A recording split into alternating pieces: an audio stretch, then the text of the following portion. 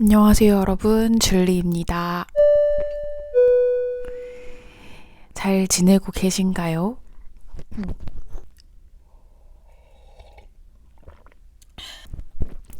저는 지난주에 감기에 걸려가지고 골골대다가 이제 좀 살아났습니다. 이제 추워지고 또 건조해지는 계절이라서 지금 감기 걸리기가 딱 좋은 그런 계절이 된 것 같아요. 여러분들도 감기 걸리지 않도록 포근하게 잘 따뜻하게 지내시고 있기를 바래요. 처음 듣는 분들을 위해서 간단하게 제 소개를 하자면요. 저는 지금 미국에서 살고 있고요. 이제 막 이 생활에 적응하며 살아가고 있어요. 여러분들과 소소한 이야기 나누고 싶어서 이렇게 마이크를 들었습니다. 여러분들은 지금 어떤 시기에 살고 계시나요? 요즘 기분은 어떠신가요? 새로운 시작 앞에 놓여 계시든 혹은 반복되는 일상을 살고 계시든 이 시간에는 같이 모여서 커피 한 잔, 맥주 한 잔, 차 한 잔 하시면서 수다 떨어요. 저는 소소한 일상에 심리학, 정신건강 한 스푼 더한 그런 이야기들을 나누고 싶고요. 그냥 살아가면서 드는 이런저런 생각과 제 생활들을 나누려고 합니다. 오늘 에피소드는 왜 말이라는 것이 이렇게 어려운 것인가에 대해서 이야기해 보려고 합니다. 말하기, 듣기, 쓰기 이런 것들도 연습을 해야 하는 것 같아요. 우리 학교 다닐 때 말듣스 시간이 괜히 있던 게 아니었던 거죠. 참 세상살이란 바쁩니다. 할 게 참 많아요. 그래서 사실 심심할 틈이 없긴 하죠. 성실하게 살려고 하다 보면요. 가끔은 너무 해야 할 일들이 많다고 느껴져서 버거울 수도 있지만 어떻게 생각하면 오히려 별것 아닌 것들에 집중해서 골몰할 시간이 없기 때문에 좋기도 합니다. 지금 나에겐 너무 커 보이지만 사실은 심각할 필요가 없는 것들 때문에 우리 시간을 다 써버리기도 하잖아요. 특히 남에 대한 생각, 남이 어떻게 했으면 좋겠다, 왜 그렇게 했을까 하는 그런 생각들도 하곤 하고요. 내가 왜 그렇게 했을까? 어떻게 해야 될까? 이런 생각들에 발목이 잡히기도 하고요. 그런데요, 그냥 그저 내 삶을 살아가는 것에 집중하는 것만으로도 우리는 참 시간을 가치롭게 보낼 수 있는 것 같긴 합니다. 오늘 다루려고 하는 이 언어는요, 영장류가 진화해온 수단입니다. 그래서 참 중요하죠. 이거는 감정이 들어가지 않은 팩트를 나열한 문장이에요. 또 언어는 우리를 결합시키고 교류가 있게끔 하면서 아름다운 세상을 느끼고 나눌 수 있게도 만들어줘요.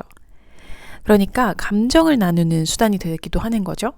사람이랑 교류를 하려면 결국에는 이 말이라는 것에서 벗어나기가 힘들기 때문에 어렵다고들 하는 것 같아요. 결국에는 관계가 어려운 것이기도 하죠. 그런데 감정이 들어가지 않은 팩트만 담긴 문장도 우리한테는 어떤 감정을 불러일으킵니다. 인간이라서 어쩔 수가 없어요. 하물며 팩트만 있는 문장을 읽어도 정서가 반응을 하는데 감정이 가득한 말들은 그 아무리 좋은 말들이어도 정서를 자극합니다. 그래서 말이 많아질수록 피곤하다고 우리가 느끼는 것 같아요. 그로부터 파생되는 감정들이 계속 쌓이기 때문이 아닐까 싶은데요.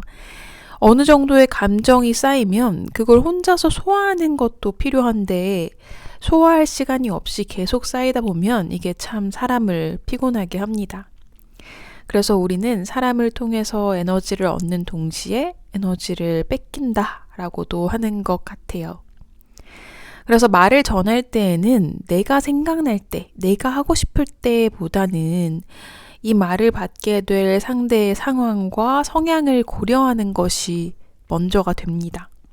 꼭 그 사람의 어떤 에너지가 뺏길까봐 걱정해서라기보다는요, 내가 전달하고자 하는 바가 제대로 전달되기 위해서라고 봅니다, 저는.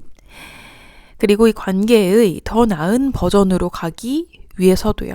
내 스타일대로만 말을 전하다 보면 관계가 참 진부해집니다. 쌍방소통이 아니라 그냥 내가 하고 싶은 말을 편지처럼 일방적으로 붙이게 되는 거죠.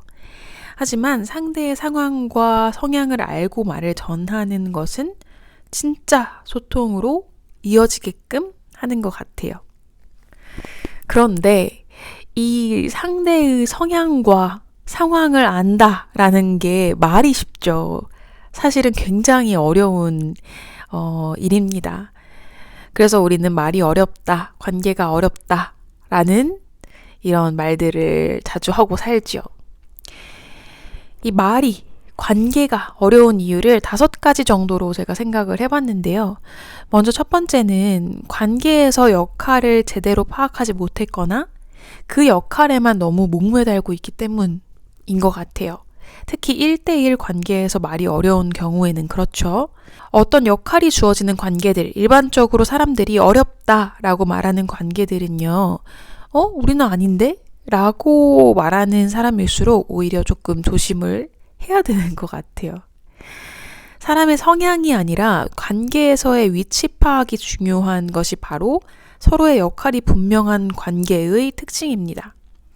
예를 들면 일에서의 관계라든지 어른과 아랫사람, 특정 가족 관계 이런 데서 역할을 맡고 있는데 자꾸 역할을 치우고 친구처럼 지내려고 하다 보면은 오히려 불편해지는 것 같아요. 그래서 각자의 역할을 충실히 하면서 그 안에서 편해지는 것이 맥락에 맞는 대화를 이끌어내게 합니다. 우리는 흔히 착각하곤 하죠. 우리는 달라. 우리는 성격이 잘 맞아서 그러면서 선을 넘기가 굉장히 쉽고요, 먼저. 그리고 본래의 역할을 소화하지 못하다 보니 실망하는 일들이 생기게 될 수도 있는 거죠. 특히 자식과 부모의 관계도 어려운 관계라고 볼 수 있는 것 같아요. 왜냐하면은 시간이 지남에 따라 계속해서 관계의 특징이 바뀌고요. 서로에게 기대하는 부분과 해야 할 역할들이 바뀝니다. 친구처럼 지내는 자식과 부모의 관계도 물론 좋지만은 그 이전에 각자의 역할이 선행되어야 한다는 겁니다. 저도 이제 아이를 키울 생각을 하다 보니까 이런 고민들을 많이 하게 되는데요. 자식이 할 수 있는 거는 그저 리스펙밖에 없는 것 같아요. 부모보다 많이 살지도 않았고 삶의 경험과 지혜가 부족하다 보니까 부모를 존중한다는 거는 그냥 부모의 삶과 의견을 존중하는 것일 뿐 무언가를 해드린다는 개념을 적용하기는 어려운 경우들도 많죠. 그래서 부모님의 역할이 정말 크게 느껴지는 요즘인데요. 내 성격과 성향이 어떻다라고 해서 관계가 편해지는 것이 아니라 우리가 이 관계에서의 역할을 분명히 알고 있느냐가 관계의 핵심이 되는 그런 관계이기 때문인 것 같아요.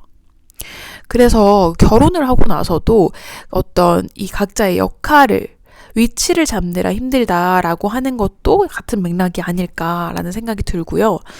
또 사람한테 친구가 필요한 이유는 이런 특별한 역할이 주어지지 않기 때문인 것 같기도 합니다. 그렇다고 이런 관계들이 친구가 될 수 없다는 건 아니에요. 저는 엄마랑 정말 친구같이 잘 지내는데요. 엄마는 억지로 우리는 친구처럼 지내, 우리는 정말 잘 맞아 이렇게 하는 느낌은 전혀 없어요. 오히려 엄마처럼 좀 이끌어 주시고 제가 말하는 걸 항상 잘 들어주시고 진심으로, 그리고 필요한 것들을 딱딱 필요할 때 필요한 만큼 알려주시고 자기 본인의 어떤 삶을 알아서 잘 사시는 이렇게 말하는 게 맞는지 모르겠지만 제가 걱정하지 않을 만큼 본인의 모든 삶의 부분들을 컨트롤하고 계시기 때문에 오히려 제가 역으로 걱정할 일이 없게 그렇게 살고 계시다 보니 친구처럼 지낼 수 있는 것 같아요. 그러다 보니까 엄마랑 딸의 관계이면서도 친구 같은 관계가 자연스럽게 유지가 되는데요. 그래서 결국에는 어떤 관계에 있어서 내가 특정한 어떤 역할이 부여된 관계라면 역할을 파악해서 내가 해야 할 일을 하는 거, 그리고 대화에서는 사람 대 사람으로 진정으로 이야기하는 것이 어쩌면 둘 다 가져가는 게 아닐까 하는 것을 저는 엄마한테 배웠습니다. 역할이 부여되면 사람들은 자신의 역할에서 해줘야 할 말들을 많이 고민을 하는 것 같아요. 사실은 해줄 수 있는 일을 고민하는 게 더 맞다고 생각을 하거든요, 저는. 관계 역할에서는. 그리고 말은 사람 대 사람으로, 진정성으로 하는 거죠. 그렇지 않으면 내가 해줘야 할 말을 전해야 된다는 그런 생각 때문에 관계는 잘 형성되지 않고 평행선을 달려갑니다. 그래서 내 역할을 통해서 어떤 영향을 주고 싶다라고 생각하지 않고 그저 그 역할 속에서 해야 될 일을 하는 거, 행동으로서 영향이 분명히 있고요. 정리하면 첫 번째는 역할이 부여된 관계에서는 역할을 파악하고 해야 될 일을 하자. 그리고 대화를 해야 될 때에는 해야 할 말을 정해가지고 전달하는 게 아니라 인간 대 인간으로서 진정성 있게 하면 된다라는 겁니다. 두 번째는 나를 내려놓지 못하기 때문에 어렵습니다. 이게 일대 다수의 관계에서의 말이 어려운 경우, 그러니까 이제 청중을 대상으로 하는 말이 어려운 경우가 이에 해당하는데요. 일대 다수의 관계일 때에는 이제 청중을 파악하는 것도 그 특징이 분명하지 않다면 어느 정도의 시간이 필요합니다. 특징이 분명하다고 하더라도 말을 전할 때에는 비언어적인 요인들과 어떤 분위기 이런 것들이 있기 때문에 시간이 분명히 필요해요. 그런데 이 경우에는 다수에게 해줘야 할 말들을 고민하는 게 먼저죠. 여기서는. 그래서 어떤 말이 필요할까 고민해야 하는 경우는 바로 이 경우입니다. 청중을 대상으로 하는 경우에는 무조건 전하고자 하는 주제가 있어야 하는 것 같은데요. 내가 어떻게 보일까를 고민하는 게 아니라 전달하고자 하는 주제에 집중을 해야 되는 거죠. 그리고 그 주제를 전달할 때 어떤 감정들을 자극하는 것이 청중으로 하여금 공감이나 이해나 인지적인 자극을 촉진할 것인가, 이것을 고민하는 것들이 순서가 됩니다.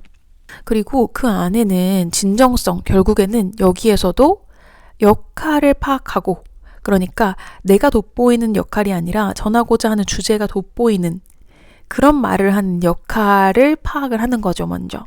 그래서 이때는 전하고자 하는 말이 중요하기 때문에 주제를 어떻게 전달하는 게 효율적일까, 이걸 고민하는 게 맞죠. 그래서 청중을 대상으로 자주 말하는 사람들이 개인 대 개인으로 이야기를 할 때에도 일상의 소소함이나 뭐 이런 것들이 아니라 주제의 효율적인 전달을 목적으로 하는 경우가 종종 있는 것 같아요. 이 둘은 잘 분리하는 게 정말 중요한 것 같습니다. 그래서 1대 다수에서 1의 역할은 정보를 전달하고 몰입을 일으키기. 그래서 여기에서도 이 할 일을 하는 게 먼저가 됩니다. 그리고 대화에서는 진정성을 담는 거. 세 번째로는요, 일반적인 상황에서는 이제 주제에 따라서 혹은 어떤 상황, 사람에 따라서 쓰이는 용어나 태도가 달라지기 때문에 어려운 것 같아요. 어떻게 보면 1, 2번을 포괄적으로 하는 말이기도 한데요. 맥락을 파악하고 적절한 말과 용어를 고르기가 참 어렵죠. 그래서 우리는 주로 말을 할 때 내가 하고 싶은 말을 합니다. 혹은 내가 해줘야만 하는 말을 고민해요. 말을 듣는 순간에도 무슨 말을 해줘야 되지? 무슨 말 해줘야 좋아할까? 이런 생각을 하곤 합니다. 물론 좋은 의도죠. 그런데 어떻게 해야 좋아할까? 어떻게 해야 감명받을까? 뭐 어떻게 해야 저 사람이 바뀔까? 뭐 이런 것들은 저 사람이 내 말을 듣고 느껴야 하는 감정을 내가 미리 정해 주기 때문에 저 사람이 원하는 것에 집중하기가 어렵게 만들어요. 내 말을 들음으로써 이 사람이 이렇게 하면 좋겠다, 혹은 나중에 어떻게 바뀌면 좋겠다에 초점을 맞추게 되는 거죠. 하지만 우리가 대화할 때 집중해야 하는 것은 이 말을 왜 했을까? 이 말을 할 때 무슨 마음이었을까? 왜 나한테 이 이야기를 했을까? 이런 것들이에요. 이 속에서 평가하거나 넘겨짚지 않는 것이 중요합니다. 이런 마음이었겠네 라고 단정 짓는 게 아니라요. 그 사람이 한 말을 그대로 듣는 것이 중요해요. 그리고 물어보는 거예요. 이런 마음이었어? 이렇게 힘들었어? 라고요. 여기서 하지 말아야 할 것은 너가 그렇게 말하는 거 보니까 이렇게 느껴서 그렇게 말했어. 그럼 앞으로는 이렇게 생각해. 이렇게 단정 지어버리거나 평가하는 말들을 하지 않는 게 중요합니다. 이 말을 왜 했을까? 왜 나한테 했을까를 가만히 생각해 보면 상대가 느끼는 것과 원하는 것을 파악하는 연습이 됩니다. 입에 바른 소리를 하라는 것이 아니라요. 원하는 포인트를 파악하는 것이 이 대화를 스무스하게 만들어요. 조언을 구하면 조언을 해주고, 위로를 원하면 위로를 해주고, 응원을 원하면 응원을 해주는 것. 그게 맥락에 맞는 말이라고 생각합니다. 이걸 하다 보면 상대방의 말의 무게에 맞는 핑퐁이 되는 것 같아요. 예를 들면 나는 20%의 무게로 던졌는데 상대방이 80%의 무게로 다시 받아친다면 그 사람한테 다시 대화를 걸기가 상당히 부담스럽습니다. 반대로 나는 80%를 줬는데 저 사람은 20%로 받아친다면 항상 이 관계에서 뭔가 부족한 목이 마른 느낌이 들 수가 있겠죠. 그래서 적어도 이 대화를 하는 동안에는 이 말을 왜 했을까? 왜 나한테 했을까? 라고 생각하고 상대의 마음, 원하는 것, 이런 것들을 알고자 하는 연습을 통해서 대화의 맥락을 파악하는 것, 무게를 파악하는 것이 자동화되게끔 하는 연습이 필요해요. 그러면 맥락에 따른 용어나 태도를 자유자재로 쓰는 것이 상대적으로 용이해집니다. 네 번째는요. 결국에는 우리는 상대의 말을 듣고 있지 않기 때문에 대화가 어렵습니다. 두 번째랑 연결이 되는데요. 두 번째는 나를 내려놓지 못하기 때문에 어렵다라고 했잖아요. 그러니까 대화를 하는 동안 나를 내려놓지 못하기 때문에 상대방의 이야기를 들을 수가 없는 거예요. 귀가 딱 닫혀 있는 거죠. 그래서 귀를 열고 여러분들이 들으려면 나를 좀 내려놓고 듣는 게 필요한 거죠. 정말 어렵죠? 내가 너무 머릿속에 차지하는 나의 비율이 높기 때문에 내가 할 말만 생각하기 때문에 소통이 안 되는 거예요. 내가 할 말이 너무 많으면 저처럼 이렇게 혼자 떠들면 돼요. 장난이고요.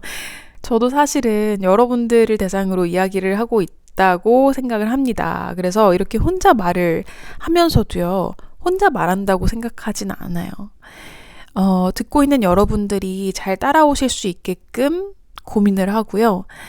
또 제가 말하고자 하는 것이 잘 전달될 수 있도록 글을 다듬고요. 그 안에는 진정으로 마음이 닿을 수 있도록 진심을 다해요. 저는 여러분들의 말을 바로 들을 순 없지만 계속해서 귀를 열어두고 있다고 생각을 하면서 글을 쓰고 말을 합니다. 여러분들이 흔히 알고 계시는 오픈마인드라는 단어가 있죠. 오픈마인드, 개방성을 가지려면요. 오히려 판단력이 굉장히 뛰어나야 합니다. 그게 무슨 말이냐면요.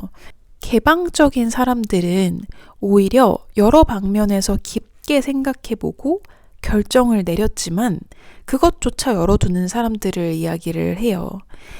내 의견만을 내세우는 게 아니라 개방적으로 상대의 의견을 수용을 하려면 진심으로 듣고 상대의 입장으로 진정으로 깊게 생각해야 한다는 거죠. 그래서 이건 특히 생각이 많은 사람이거나 언어를 다루는 직업을 가졌을 때 어려울 수 있는데요. 머릿속에서 돌아가고 있는 생각들을 잠시 멈추고 눈앞에 상대가 하는 말을 진심으로 듣는 것을 연습해야 되기 때문입니다. 역설적으로 말을 잘하기 위해서는 말을 잘 들어야 되는 거죠. 여기서 잘 듣는다는 거는 귀로 2시간, 3시간, 4시간 앉아서 듣는다 이게 아니라요. 듣는 동안 머릿속에서 계속 나오는 판단하는 마음, 평가하는 어떤 목소리들을 끄는 것을 의미합니다. 그리고 마지막으로는요. 실용적으로 접근을 좀 해보면요.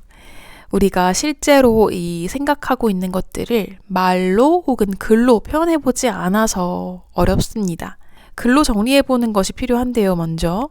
그러다 보면 해방감이 생기게 돼요. 글로써 뭔가 이 생각을 뱉어내게 되면 카타르시스가 느껴진다고들 하는데요. 뿐 아니라 상대에게 전해야 될 말이랑 나 스스로 정리해야 되는 그런 감정들, 그런 말들이 좀 구분이 됩니다. 하지만 쓸 때 주의할 것은요. 나 혼자 본다고 생각하는 글은 진짜 그렇게 생각하고 써야 돼요. 혼자 쓰는 글과 타인에게 전할 글의 차이를 두는 게 중요해요. 글을 쓰는 것이 익숙하지 않으면 혼자 쓰는 글도 눈치가 보이기 마련입니다. 근데 또 타인이 보는 글, 즉 말할 거를 미리 적어본다던가 하는 글은 내 생각을 있는 그대로 쓰는 글과는 다릅니다. 그때는 말할 때 주의할 점을 고려해야겠죠. 어떤 주제를 전달할 건지, 잘 이해가 되게 썼는지, 이것들을 고려하는 거는 청중들을 대상으로 하는 그런 말을 쓸 때죠. 예를 들면 발표 스크립트를 쓴다든지. 그리고 1대1 관계에서는 이 사람이 뭐 위로가 필요하다면 어떤 위로의 말이 좋을지, 공감이 필요하다면 어떤 공감의 말이 좋을지, 이런 것들을 고민해서 적어볼 수가 있겠죠. 발표가 어려우신 분들을 보면요. 스크립트를 아예 쓰지 않거나 쓰고도 연습해 보시지 않는 경우가 굉장히 많더라고요. 근데 그런 경우는 실제로 해야 할 때 많이 당황하게 될 수도 있고요. 연습이랑 똑같이 하려고 하는 것도 사실은 많이 당황하게 합니다. 왜냐하면 똑같은 스크립트를 외워서 하는 게 사실은 어렵잖아요.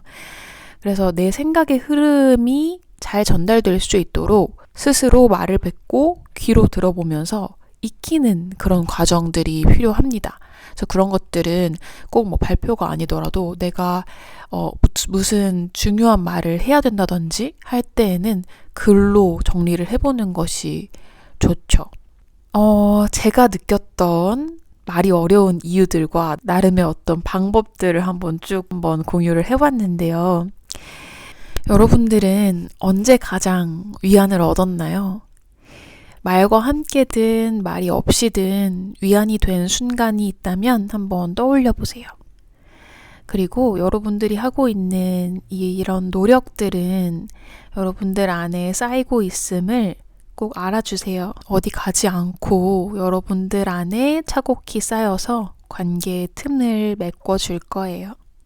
저는 여러분들이 어느 시기에 어떻게 살고 계시는지 궁금해서 이렇게 팟캐스트를 하고 있습니다.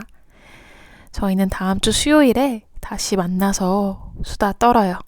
그럼 우리는 다음 에피소드에서 만나요. 안녕.